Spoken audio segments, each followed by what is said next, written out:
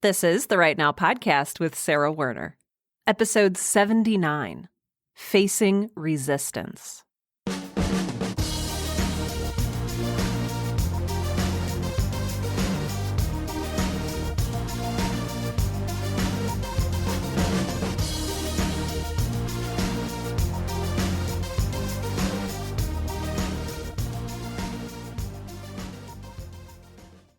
Welcome to Right Now, the podcast that helps all writers find the time, energy, and courage you need to write. I'm your host, Sarah Werner. And today, we're going to be facing some hard truths. Namely, the truth that sometimes the biggest thing that gets in my way is me. Often, as a writer, my greatest enemy isn't necessarily time or energy or a lack of pencils or, whatever it is that's an external factor that we're used to blaming on our lack of creativity, our lack of momentum, our lack of writing. Sometimes that biggest factor is me. I'm the problem. And maybe you've felt this before too. Maybe there's been a time or two or three or 10 or more when you've sat down at your writing desk or wherever it is you write and everything is taken care of. Maybe this is a fantasy scenario, but stick with me. You sit down to write and you've got a backup pencil, you've got your notepad, you've got pens, you've got your brain, you've got your mug of tea or coffee or a glass of water or whatever it is you use to fuel your writing energy. Maybe you've got a dish of snacks, the kids are down for a nap, you have the window open and there's a gentle breeze coming in from the outside. The conditions, for once, are perfect. And you sit down in your chair and you pick up your pencil or you open up your laptop and suddenly, for no explainable reason, you get this urge to do anything else. Literally anything else. You start to go through a list in your mind. Oh, do I have some dishes I need to wash? Oh, when do I need to flip the laundry over? Oh, shoot. I have a bake sale coming up and, it's in 6 weeks, but I should really start looking for recipes. Or maybe I'll check my email just one more time before I start writing. Or my desk sure is cluttered. Now would be a fantastic time to clean. I don't know if you've felt this before, but this happens to me all the time. And it makes me feel like a terrible person. Here I am with time and space set aside to write. I'm, more or less well rested. I'm more or less healthy. And yet, when I sit down to write, I get all twitchy and I start looking for excuses why I can't write. So what's going on here? Well, as you've probably guessed from the title of today's episode, this is an example of resistance. I am, for whatever /myriad reasons, resisting writing. Why would I do this? I love writing.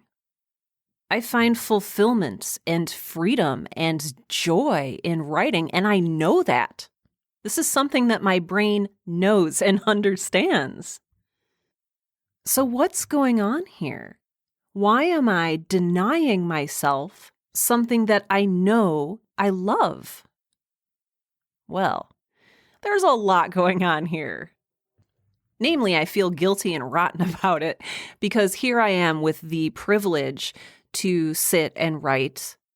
And it's like there's an obstinate little toddler in my brain who's like, no, I don't wanna. I feel like a little child who has toys that are made of gold and they don't want to play with them. It's like, are you serious? What's wrong with you? Don't you know there are thousands, hundreds of thousands, maybe even millions of people out there who would kill to be able to have a moment of time to sit at their desk in quiet and write? So that becomes the refrain that I ask myself over and over in my head. What's wrong with me? Well, the good news is there's nothing wrong with you. We're human. And there's a lot going on in our brains at any given time. I don't remember if I've talked about this book on the show before, but years ago, I picked up a copy of Stephen Pressfield's The War of Art. And I have the feeling that many of you have probably read this, but I'm going to talk about his book today because it ties in so beautifully with the topic of resistance. And in fact, I want to say that Stephen's book is where I initially learned about or began to understand the concept of artistic resistance. I'm going to read just a few sentences from this book because I think Stephen Pressfield does a great job of explaining what resistance is. So he says, "There's a secret that real writers know that wannabe writers don't, and the secret is this. It's not the writing part that's hard. What's hard is sitting down to write. What keeps us from sitting down is resistance." He goes on to say, "Resistance cannot be seen, touched, heard, or smelled, but it can be felt. We experience it as an energy field radiating from a work in potential. It's a repelling force. It's negative. Its aim is to shove us away, distract us, prevent us from doing our work. Resistance arises from within. It is self-generated and self-perpetuated. Resistance is the enemy within." So when I first read that years ago, I was like, oh my gosh. A, this is real because I felt it. And B, how do I begin to deal with this? And what I've learned over the years is that you have to want to deal with it. And that's the tricky part. Because resistance is self-sabotage, but it's self-sabotage that feels good. I know that writing feels good. I know that writing will bring me joy and fulfillment and all of those things I said earlier. But it's hard. If I want immediate gratification, it's a lot easier to find that in not writing.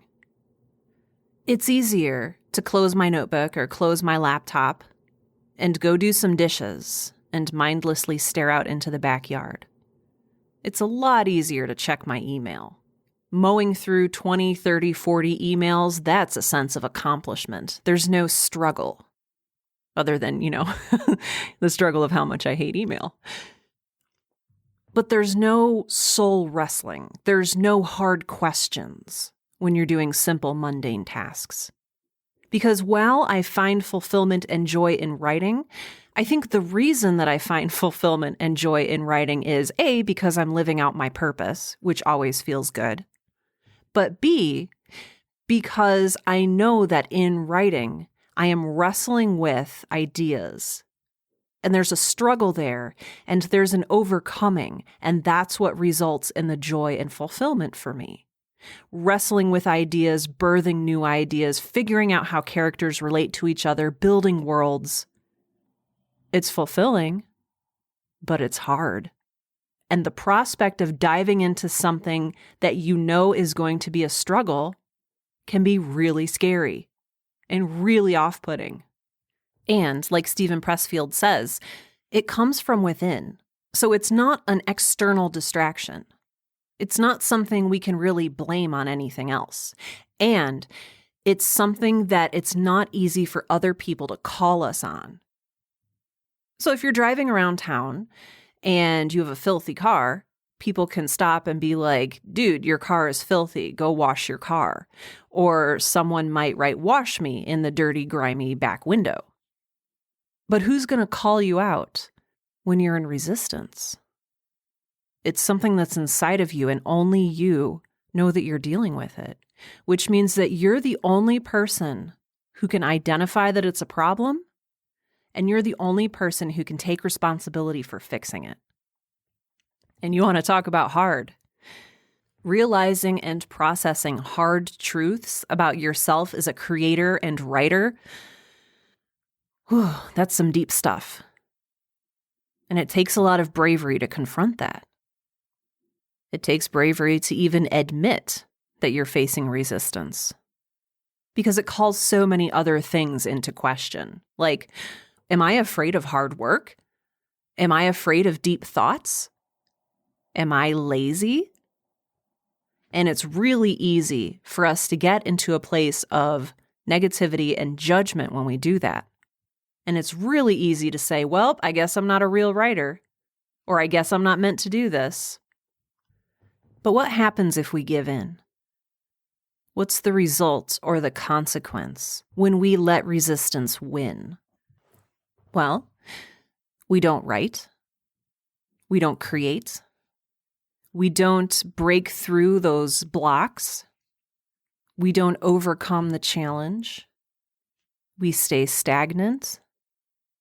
We lose ourselves in easier distractions. We get really clean dishes. We begin to get resentful of other creators, especially if it seems easy for them to create, especially if they are maybe a step ahead of us in overcoming resistance. We get angry. We feel unfulfilled. Our dreams become deferred and dry up like a raisin in the sun. I don't want that for you, and I don't think you want that for yourself. Stephen Pressfield's book is called The War of Art for a reason. Within the book, he uses very warlike and violent terms to talk about facing off with our resistance. He talks about the enemy. He talks about going to war. He talks about words like that. And they're very hard words. And maybe you're the kind of writer who relishes that kind of challenge. Like, oh man, something to fight, that's for me. Or maybe you're not that kind of writer and you are kind of looking for something more spiritual or softer. Either one of those is okay. And we're going to talk about resistance today in a way that I hope everyone relates to. At its core, resistance is fear. Plain and simple, or plain and complicated, because fear is really, really complicated. And maybe it even sounds a little silly, like, why would I be afraid to write? There's nothing to be scared of. Or is there? I've talked about it on this show before, but fear is a survival mechanism. There's a reason that we as human beings feel fear. It's to protect us. It's to keep us safe. Like the reason I don't wander out into the middle of a busy street is because of the fear that I will get hit and very, very hurt by oncoming traffic. A lot of people are afraid of heights because being up high represents the chance that you could fall a very far distance and really hurt yourself. Our brains want to keep us safe and comfortable. And that's great. Right? Well, what does it mean to be safe and comfortable? What does it mean to face a challenge or a risk? I can tell you firsthand from experience that change is not comfortable. Growth is not comfortable. Publishing your work and having other people read it and criticize it is not comfortable. Dealing with and wrestling with our own thoughts, with our characters, with inconsistencies in our plots and in our world building, that's not comfortable. Venturing out into the unknown, whether literally or figuratively, also not comfortable. Adventures are not comfortable. Think about all the hobbits who don't want to go out and have adventures. Right? They just want to stay in their hobbit holes and eat carrots and smoke pipe weed and whatever it is that, hobbits like to do, read a book in a cozy chair. And there's nothing inherently wrong with being safe and comfortable. It's just that we have a tendency to want to stay there at the detriment of our own personal growth, at the expense of developing and finishing our work, at arriving at surprising new conclusions and having new ideas. So our brains want often two polar opposite things. We want to become great writers, and we want to have important ideas and tell meaningful stories, but we're also drawn to staying comfortable and cozy and safe and secure. Staying rooted where you are is not challenging.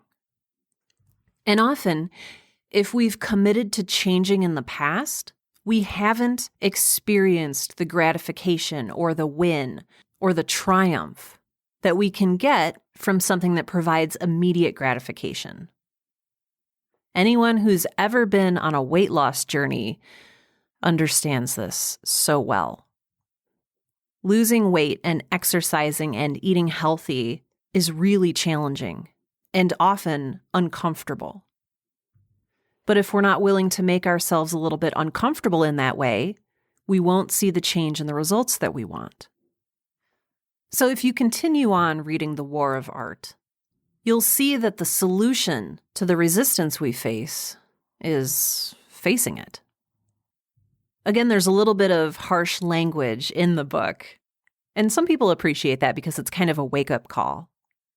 But it's pretty much just, are you feeling resistance? Sit at your desk and do your work anyway. That's it. Show up. Acknowledge that the fear exists. Say, thank you for being here, fear, but I really don't need you peeking over my shoulder right now. Transfer your fear to the seat next to you, not in the driver's seat of your brain, but in the seat next to you. Take a deep breath and start writing. I think the secret to being a writer is knowing that the fear never goes away. Knowing that you won't ever get to a place where you've made it and it's suddenly easy to just churn out bestseller after bestseller. We're humans, and we have fear installed into our brains as a survival mechanism. And the fear won't go away. You're going to have to sit down and put the fear in the passenger seat every single day when you sit down to write. And that sounds really hard and really scary. And it is. And I don't win every day.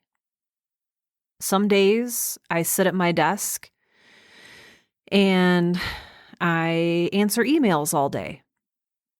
And on the surface, it looks like I've got a lot accomplished and I've got a good work day, but have I done any actual meaningful work? No. The really, really, really hard thing, for me at least, about resistance is that you have to want to overcome it. And your desire to overcome resistance has to be a greater drive than your desire to give up and go back to bed and be comfortable. It took me a while, but I had to learn to recognize this urge in myself as a writer, which was not easy.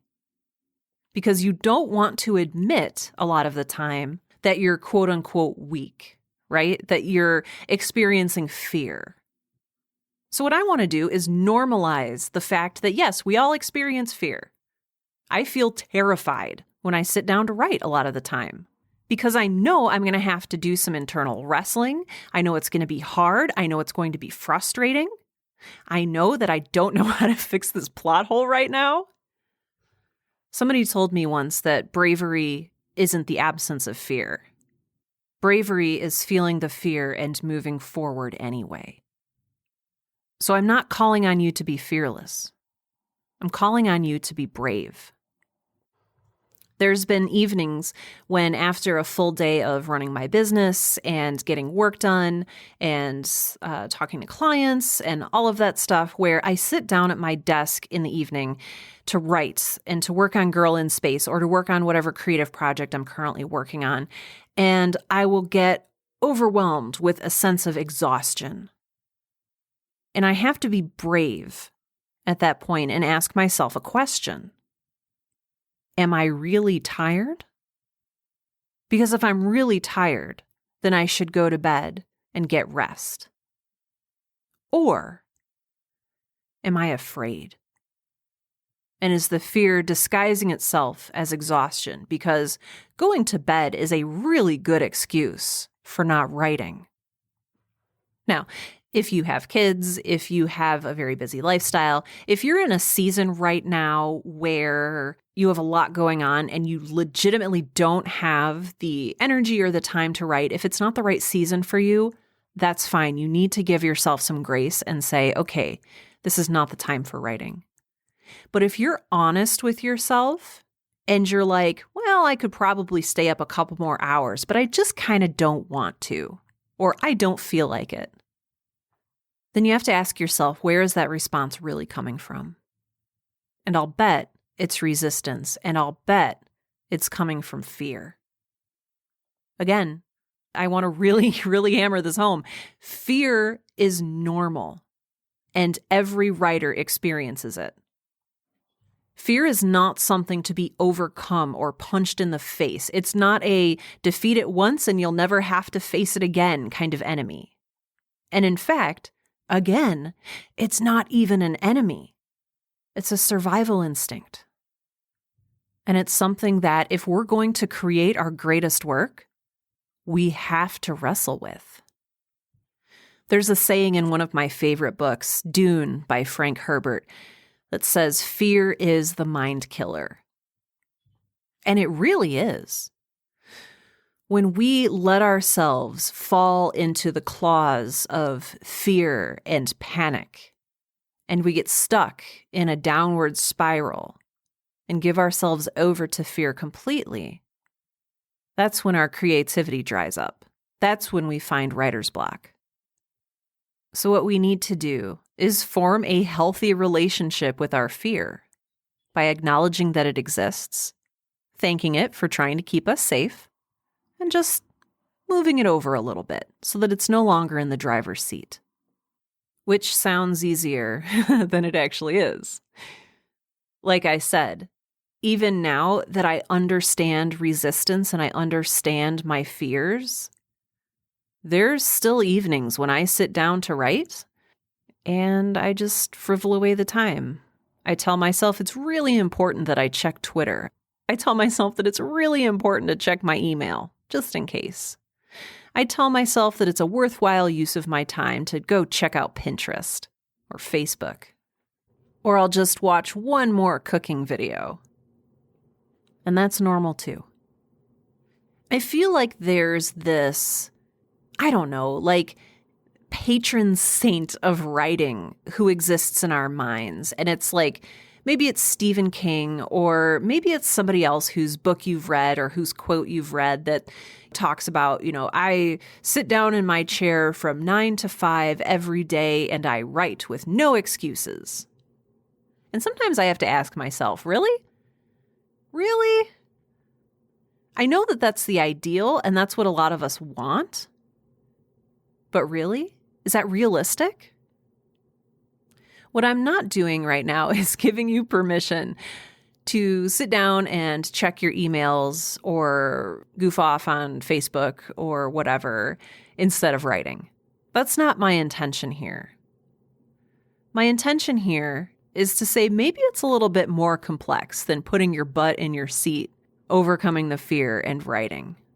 I just want you to know that it's hard to do that. I want to acknowledge that it takes energy and commitment and work to do that.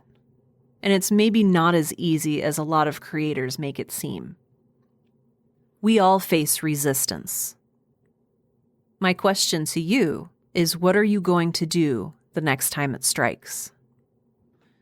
So the reason I'm recording this episode today is, like most episodes, it's the episode that I myself needed to hear and talk about and sort of dissect.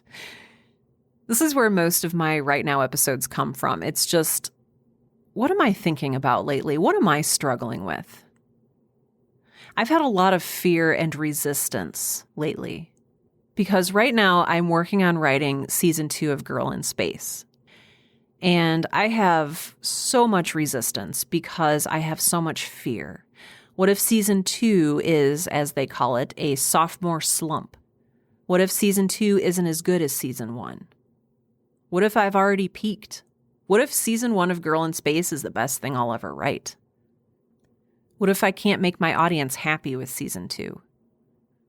And that's before we even get into, what's the plot going to be for season 2? What are these characters going to struggle with? What motivates them? How do I find these things out? How do I brainstorm these things? Is my brain in a good condition to brainstorm these things? Am I smart enough to write this story?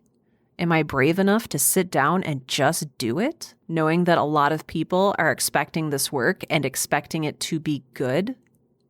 Because right now, I'm safe. Right now, nothing can hurt me, in a manner of speaking. I say that because season 1 is out. Season 1 is finished. And yeah, I can still get 1-star reviews, but I'm, relatively okay with how it turned out. I enjoyed the popularity that it saw. I enjoyed getting the good reviews for it. And the prospect of, how my brain is interpreting it, which is starting over or starting from scratch and having to repeat that entire process is mildly terrifying. And that's what's feeding my resistance. Sometimes when I'm feeling a lot of resistance, it's helpful for me to do a couple things. First of all, if I have a model to follow, I find that it's easier for me to dive into the work. Because often for a lot of us, when we are able to dive into the work, we're fine. Like once I start writing, I'm kind of okay. It's the starting writing and diving in where I get stuck. So if I have something to follow, if I've set myself up the previous day with maybe a little rubric to fill out, like, character name, character, and I'll put the character name in there. Like, what's their motive for season 2? Okay, I'll start filling out their motive. Okay, what is their biggest conflicts for season 2? And okay, I'll fill that out. So sometimes it helps me to have like a little rubric or a model or a form to fill out, and that'll just like get my ideas going. Sometimes I'll do a little bit of journaling, which can also serve as, sort of dipping your toe into the potentially icy cold and uncomfortable water of creation. The other thing that helps me is accountability. And I hope that you have someone who is also creative, who maybe understands what it's like to feel frustrated and resistant as a creator. Through podcasting and through friends from school and such, I've built up a little support network of fellow writers and creators who, if I'm willing to acknowledge the fact that I am in resistance, I can text them and be like, hey, I'm supposed to be writing right now and I'm just feeling a lot of panic, or I'm supposed to be writing right now and I just realized I've been checking my email for the last 3 hours. Can you give me a little nudge in the right direction, or can you hold me accountable and make sure that I have 300 words written at the top of the hour? Things like that. So a lot of the time, if you ask for help, if you reach out to a fellow creative, they can sort of help you navigate resistance and come out on the other side of it. So those are 2 techniques that I've been using recently. As a person who's not great at asking for help, it's been a little weird because, we'll go into that in a different episode about, there's just a lot there. But these have been helpful in jump-starting me in overcoming resistance and getting started every day on my writing. So I hope this is helpful to you. I hope that this brings either a new understanding or just a refreshed viewpoint on what it means to be in resistance to the thing that you're creating, and how we deal with fear and how we deal with ourselves when we're going through the fear. If you have questions or comments related to this episode, I would love to hear your thoughts. There's a couple different ways that you can get in touch with me. First is the show notes for this episode on my website, sarahwerner.com. That's SARAHWERNER.com. And you can scroll down on the homepage and I have my newest podcast episodes there, or you can navigate over to where it says podcasts and go to right now, et cetera, and leave your thoughts there in the comments for the show notes. Otherwise, probably the best way to get in touch with me these days is on either Twitter or Instagram. My handle is the same for both of these social media properties. You can find me at, the little @ symbol, and then Sarah Ray Werner. So that's SarahRheaWerner, and it's all one word. And again, reach out to me on Twitter or Instagram. I also have a Right Now podcast Twitter. Oh, and Instagram. Why do I have all these social media accounts? So that I can frivol away more time and not write and be in resistance, maybe. But yeah, if you want to get in touch with me, the best way to do that right now is on social media, just because it's been hard for me to keep up with all of my emails. As you know, I don't make this show alone. I have a wonderful, wonderful group of people who give me money to make this show. They do this through Patreon, which is a secure third-party donation platform where you, yes, you, can give $1 per episode or $2 per episode or $600 per episode or whatever you feel is good and appropriate for the value that you get from the show. If you want to do that, you can go to patreon.com. That's patreon.com/Sarah Ray Werner. So the same thing that you would use for my Twitter and Instagram. So how easy is that? Special thanks for this episode go out to Patreon patrons Amanda King, Tiffany Joyner, Regina Calabrese, the Ostium Network, Susan Geiger, Sean Locke, Leslie Madsen, Amanda Dixon, Julian Vincent Thornburg, Michael Beckwith, Sarah Lauzon, Selena Zhang, Maria Alejandro, Leslie Duncan, Rebecca Werner, and Gary Medina. Thank you all so much for your continued patronage of this show. You help me cover hosting costs, you help me get the word out there to other listeners, and you help me inspire writers every day, and I am extremely grateful for you. Thank you. All right, my stomach will not stop growling, so I'm going to go eat some lunch. But before I do that, I'm going to sign off and say that this has been episode 79 of the Right Now podcast, the podcast that helps all writers to find the time, energy, and courage they need to pursue their passion and write. I'm Sarah Werner, and I am really pumped to overcome my resistance later on today and write.